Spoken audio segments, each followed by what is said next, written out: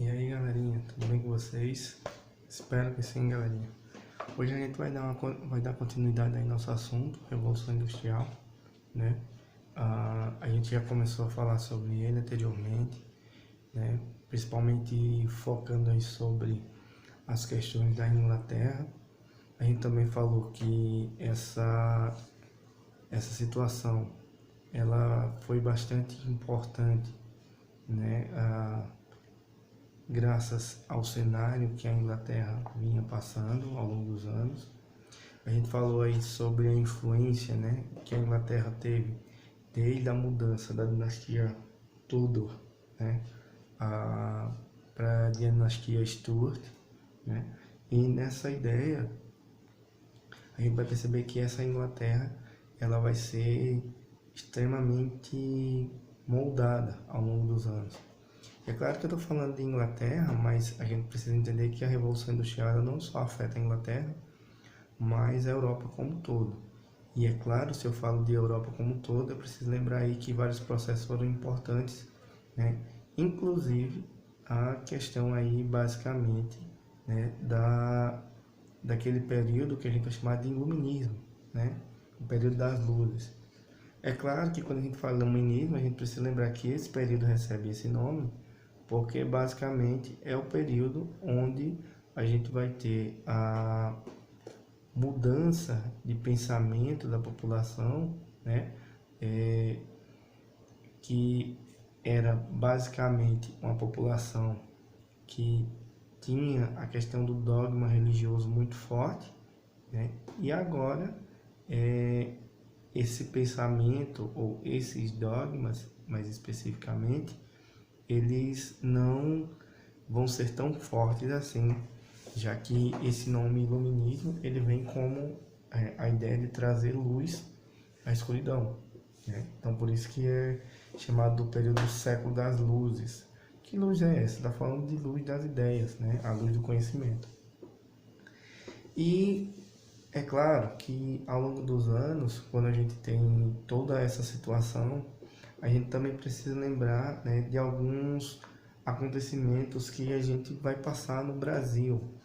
E por que é importante falar sobre isso? Exatamente esses acontecimentos, né, eles vão fazer com que o Brasil não se desenvolva, pelo menos não entre, né, nesse processo aí da Revolução Industrial.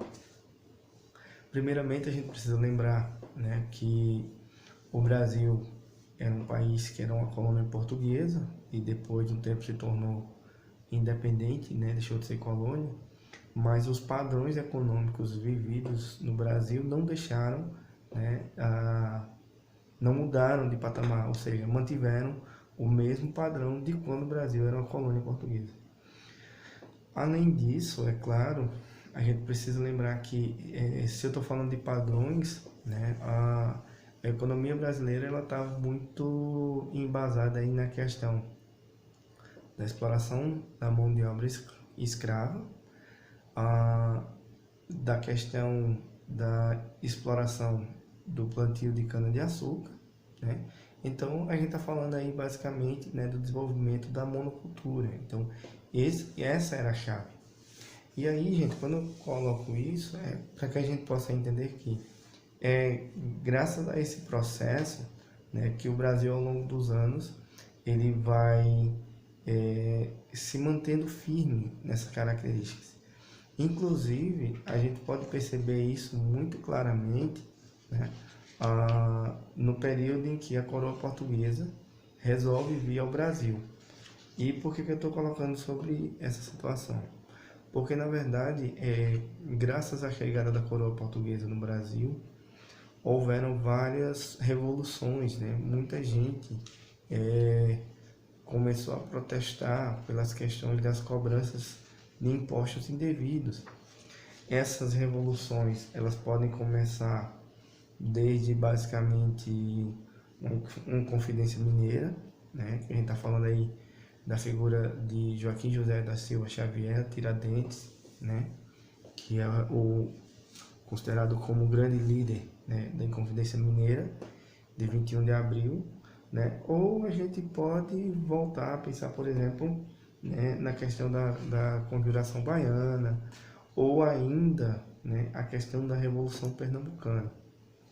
Nesse caso da Revolução Pernambucana, mais especificamente, a gente precisa lembrar que Alagoas fazia parte do estado de Pernambuco e Pernambuco não estava concordando aí com a questão dos impostos, né, que estavam sendo cobrados por conta da vinda da coroa portuguesa. E aí, por que esses impostos? Na verdade, a gente precisa lembrar que esses impostos, eles ocorrem basicamente porque a vinda da coroa portuguesa para o Brasil, né, fez com que algumas necessidades fossem geradas, né, e sanadas ao mesmo tempo. Uma, a transferência da capital, que era em Salvador, na Bahia, para o Rio de Janeiro, né, a estruturação do Rio de Janeiro para receber a coroa portuguesa, e nessa ideia a gente ainda tinha nada mais nada menos do que a necessidade de dinheiro para fazer essas obras de infraestrutura. Então, por exemplo, para a gente entender, né, o Rio de Janeiro daquela época, ele basicamente ele desenvolveu ali, por conta da chegada da coroa portuguesa, né, questões básicas como, por exemplo, saneamento básico, calçamento das ruas, né, a chegada de água potável para as casas. Então, todo esse processo ele demandava muito dinheiro, principalmente porque o Brasil, né, até pouco tempo atrás, vivia num cenário totalmente agrário, onde as pessoas tinham como vivência a questão natural, né? Então, essa estrutura não existia, então ela precisou ser construída do zero, né? E essa necessidade criada, né, fez com que os gastos fossem muito altos. E uma forma de ressarcir esses gastos é basicamente cobrando impostos mais altos da população.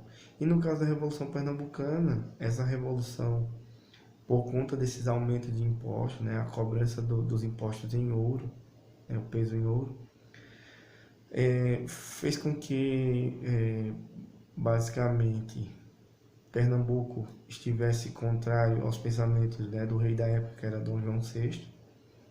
E quando chegou ao fim da Revolução Pernambucana, o que acontece? Como punição, Dom João VI retira, né, de Pernambuco a parte que hoje a gente chama de Alagoas. E por que ele retira? Porque naquela época o Nordeste era bastante rico. E a riqueza era totalmente baseada aí, né, na monocultura, e nesse caso especificamente a cana-de-açúcar. Então a parte mais rica de Pernambuco era o estado de Alagoas. Quando a gente tem essa separação, o que vai vir por consequência? A consequência disso aí é que, basicamente, o estado de Alagoas, né, juntamente com alguns outros estados dentro da região Nordeste, vão ter sua economia totalmente pensada, né, nos moldes aí dos plantios de cana-de-açúcar. Só que essa cana-de-açúcar ela exigia mão de obra escrava. E como a gente está falando aí do período também que a gente tem mais para frente, né, a criação aí de algumas leis, né, sobre abolição, né, por exemplo, a lei do sexagenário, né, a lei do ventre livre, né, a lei Eusébio de Queiroz e mais para frente, né, a lei Áurea. Então o que acontece? Essa produção que era baseada na exploração, né, da mão de obra escrava, ela quis permanecer nesse processo. E aí, enquanto o mundo se desenvolvia, né, tecnologicamente, o Brasil e a parte nordeste do Brasil, que era a parte mais rica do país, resolveu não mudar, resolveu permanecer nisso aí. E aí o que ocorre? A parte sudeste do Brasil começa a abraçar essa ideia da industrialização, enquanto o nordeste, que era rico, resolveu manter esse padrão. Só que o que acontece? Ao longo dos anos se percebeu que os lugares que mantiveram essa ideia padrão aí de exploração da mão de obra como escravos, eles não cresceram, eles permaneceram da mesma forma, né? Eu não sei, é muito fácil de se perceber, por exemplo, quando a gente viaja para o litoral, as cidades que têm sua economia 100% voltada à cana-de-açúcar, elas basicamente elas não têm modificação, porque a grande maioria da população dessas cidades é pobre. Então o que acontece? O Nordeste, a parte que permaneceu dessa forma, foi empobrecendo, e o Sudeste que entrou na Revolução Industrial, né, acabou se desenvolvendo. Só um detalhe importante de lembrar é que quando o Brasil resolve entrar na Revolução Industrial, lá na Europa a gente já estava passando por uma terceira fase. E, por exemplo, uma das coisas importantes de perceber nessas fases da Revolução é que a mão de obra, ela sempre é algo importante. E essa mão de obra, ela vai possibilitando, né, a geração de emprego e renda. E nessa ideia, a gente tem aí uma produção onde o trabalhador ele não tem conhecimento, né, do que ele está fazendo ao todo, né? Então, aqui na charge você pode observar, né, que a charge vai dizer aí, ó, vou me aposentar amanhã e sabe o que eu vou fazer? Andar até o final dessa linha de montagem e descobrir o que eu estou fazendo há 30 anos. Ou seja, as pessoas começam a trabalhar e elas não têm conhecimento a respeito do que elas estão fazendo, né? Então, essa é uma característica muito comum, né, dentro da questão da Revolução Industrial. E aí, gente, a gente pode perceber que é o seguinte, uma coisa que foi imposta aí pela questão da produção através das fábricas, né, foi a divisão social do trabalho, né, que a gente também vai encontrar o nome como Divisão Internacional do Trabalho, né? Essa divisão ela serve para o mundo inteiro. E o que é que uma DIT faz, né? A DIT ela tem uma característica importante, né, que é fazer com que o funcionário ou o funcionalismo como um todo tenha um aumento da capacidade de produção, né? Então, se cada um faz uma determinada peça, então, por exemplo, alguém faz um chassi do carro, outro vem e solda o chassi, outro vem, se tiver alguma coisa para parafusar, vai parafusar, outro vem e pinta. O que acontece? Isso vai fazer com que a produção se torne muito mais rápida, porque quando cada um desempenha uma única função, a velocidade da produção ela ganha um salto gigantesco, certo? Então, o que acontece, né? Além do aumento da capacidade de produção, né, ainda vai fazer com que a pessoa que está produzindo não tenha o conhecimento total. Então, por exemplo, uma empresa que é montadora de carro ou de TV, a pessoa está trabalhando nessa empresa, mas ele não sabe exatamente como é que o produto final vai ficar. Ou, né, ele não tem conhecimento de como fazer. Isso é importante até porque quando a gente pensa dessa forma, a gente vai entender que as indústrias elas começaram a se precaver no sentido de que elas poderiam eliminar a concorrência, certo? Então a gente pode perceber isso aí. E aí tem, gente, ó, um dos efeitos sociais mais chocantes da primeira Revolução Industrial foi o emprego generalizado de crianças e mulheres, né, submetidas às mesmas condições de trabalho.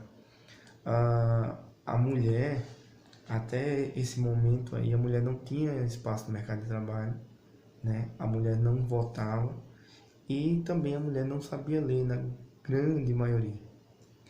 E qual foi a diferença aí? A indústria percebeu que precisava de mão de obra e para ela se desenvolver cada vez mais ela precisava de mão de obra mais barata. E ninguém melhor para desenvolver essa mão de obra do que a mão de obra feminina. Então o que acontece? As mulheres trabalhavam a mesma quantidade de tempo dos homens, né? Só que elas recebiam menos, muitas das vezes menos da metade do salário de um homem. E aí alguém pode dizer, Santos, mas isso é injusto. E aí eu concordo com vocês. Só que o que acontece? As mulheres iam trabalhar com todo prazer naquele momento, porque na verdade elas não tinham opção. Então as opções que elas tinham é o seguinte, não ter o trabalho, né? Não aceitar o trabalho porque ela vai receber metade do salário de um homem, ou simplesmente agradecer por receber metade de um salário ainda, porque até antes, pouco tempo antes, ela não tinha esse direito, né? E aí, gente, para finalizar, a gente também precisa dizer que as crianças, elas passaram por esse processo aí, né? E nessa ideia, né, a mulheres e crianças tinham um trabalho que para a empresa, para a indústria em si, ela era muito mais rentável, né? Ou seja, gerava muito mais renda, já que as crianças ganhavam pouco, né? Quase o mesmo tanto que as mulheres, mas ainda conseguia ser um pouco menos. E as indústrias, elas inseriam no seu trabalho, né? a, Tanto a mão de obra feminina como a mão de obra infantil, né? Então isso vai fazer com que a indústria cresça de forma assustadora, né? Mas ao longo dos anos esse processo vai mudando, né? As empresas vão começar a proibir, né, a questão do trabalho infantil, e as mulheres começam a avançar do ponto de vista salarial até ter salários mais próximos dos homens, e hoje em dia, né, até ser bem maior, né? Porque na verdade o que importa não é a questão do sexo, ser masculino ou feminino, mas sim a questão da capacidade profissional. Bem, gente, eu espero que vocês tenham compreendido, tá certo? Se tiver com dúvida, dá uma olhada novamente nesse vídeo, tá bom? Compartilha, tá? Curte o vídeo, né? Não se esquece de inscrever no canal da escola, beleza? Qualquer dúvida que tiver, vocês podem procurar no privado, tá certo, gente? Um abraço e valeu, fui!